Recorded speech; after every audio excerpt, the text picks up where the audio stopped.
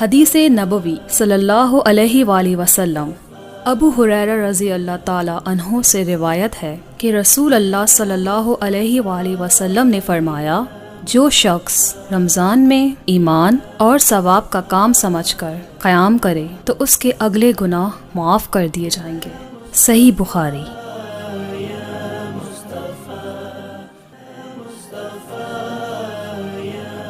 حدیث نبوی صلی اللہ علیہ وآلہ وسلم۔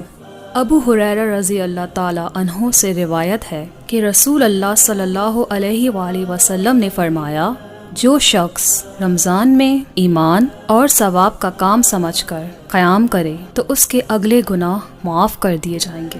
صحیح بخاری۔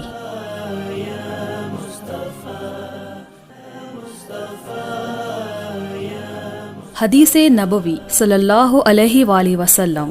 ابو ہریرہ رضی اللہ تعالیٰ عنہ سے روایت ہے کہ رسول اللہ صلی اللہ علیہ وآلہ وسلم نے فرمایا، جو شخص رمضان میں ایمان اور ثواب کا کام سمجھ کر قیام کرے تو اس کے اگلے گناہ معاف کر دیے جائیں گے۔